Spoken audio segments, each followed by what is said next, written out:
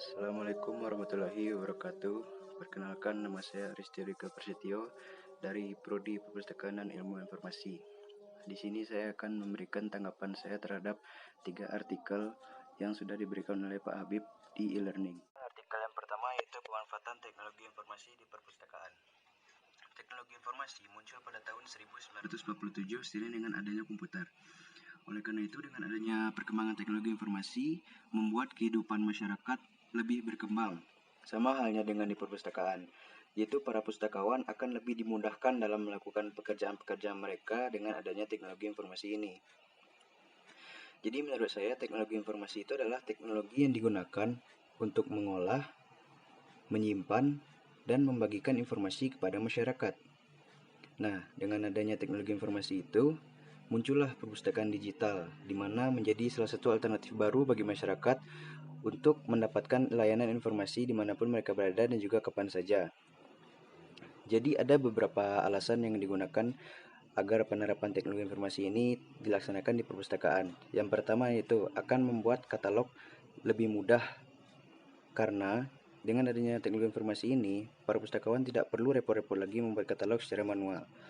Yang kedua yaitu dapat memberikan layanan yang baik kepada masyarakat. Yang ketiga, pustakawan akan lebih mudah mengupdate dan memperbaharui informasi tentang bibliografi.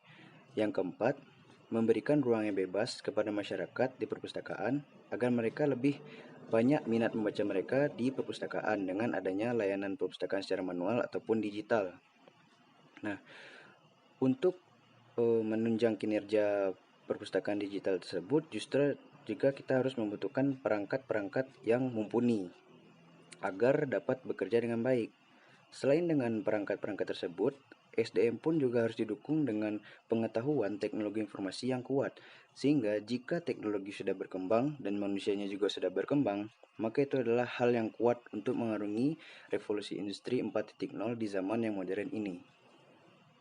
Teknologi informasi dan komunikasi di perpustakaan merupakan hal yang tidak mungkin dihindarkan dalam era globalisasi. Perpustakaan tidak akan lepas dari yang namanya perkembangan TIK. Dan setiap perkembangan tersebut harus diimplementasikan ke dalam perpustakaan, karena penggunaan teknologi itu penting untuk menunjang peran perpustakaan di era digital sekarang ini.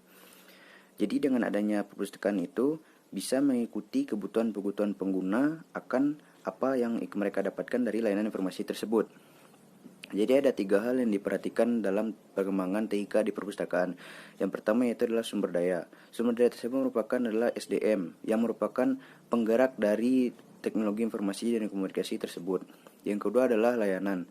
Dengan kita sebagai pustakawan, kita harus bisa memberikan layanan yang terbaik kepada pengguna-pengguna perpustakaan.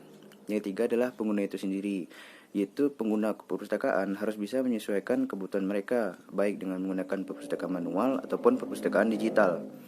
Berikutnya adalah hal yang harus dipertimbangkan oleh perpustakaan dalam mengimplementasikan perkembangan TIK ini. Yang pertama yaitu adalah adanya dukungan dari lembaga induk. Dengan adanya dukungan dari lembaga induk, tentu mereka bisa menjalin kerjasama dengan perpustakaan tersebut dalam menunjang perkembangan teknologi informasi dan komunikasi di perpustakaan. Yang kedua adalah SDM. Yang ketiga, adanya perawatan dan pemeliharaan perangkat-perangkat di perpustakaan tersebut. Gunanya memelihara itu adalah supaya perangkat-perangkat tersebut dapat bertahan lama untuk menunjang aktivitas di perpustakaan. Yang keempat adalah kebutuhan pengguna. Jadi masyarakat diharapkan justru bisa harus mengimplementasikan teknologi ini di zaman yang sangat modern ini dalam memperoleh layanan informasi di perpustakaan. Jadi kesimpulan yang bisa saya ambil, perpustakaan saat ini mereka memilih 2 pilihan, yaitu baik perpustakaan manual ataupun digital. Namun di era globalisasi yang sudah modern ini, tentu seluruh perpustakaan akan didukung oleh yang adanya perkembangan teknologi informasi komunikasi, sehingga perpustakaan tersebut lebih maju dan juga lebih selangkah dapat memenuhi kebutuhan penggunanya pun dimanapun berada. Artikel yang ketiga yaitu implementasi teknologi informasi menggunakan Human Organization Technology di perpustakaan. Yang pertama adalah pengertian implementasi. Implementasi adalah penerapan atau pelaksanaan. Jadi sebagai manusia kita harus mewujudkan perkembangan teknologi informasi di komunikasi ini di perpustakaan dengan cara mengimplementasikan apa-apa saja teknologi yang sedang berkembang saat ini di perpustakaan untuk meningkatkan kinerja kita. Yang kedua yaitu adalah teknologi informasi. Teknologi informasi ini adalah perangkat-perangkat yang digunakan untuk mengimplementasikan perkembangan-perkembangan teknologi di perpustakaan. Teknologi informasi ini biasanya dibagi dua, yaitu adalah hardware dan software. Hardware yaitu seperti perangkat-perangkat keras pada komputer seperti monitor, CPU, keyboard, printer. Sedangkan software itu adalah perangkat lunak yang digunakan untuk mengolah aktivitas di perpustakaan seperti untuk mengolah data, membuat suatu informasi. Yang ketiga yaitu adalah bentuk implementasi di perpustakaan. Bentuk implementasi di perpustakaan itu beragam, seperti dimulai dari katalog yang dibuat secara digital, adanya e-book, e-journal, e-learning, bahkan buku yang bisa diakses dengan menggunakan CD atau DVD yang diputar menggunakan perangkat-perangkat teknologi informasi dan komunikasi. Yang keempat adalah peran teknologi informasi di perpustakaan. Ada beberapa peran yang dapat kita laksanakan dari pengembangan teknologi informasi dan komunikasi di perpustakaan.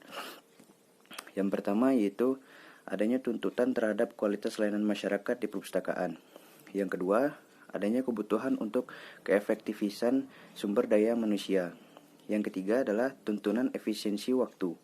Yang keempat adalah keragaman informasi yang dibuat dari perpustakaan yang menggunakan layanan-layanan digital dengan pemanfaatan teknologi informasi dan komunikasi. Yang terakhir yaitu adalah Human Organization Technology. Nah, dari sini kita dapat membagi ke dalam 3 jenis. Yang pertama adalah human. Human itu adalah manusia, di mana mereka adalah penggerak dari pengembangan teknologi informasi dan komunikasi ini di perpustakaan.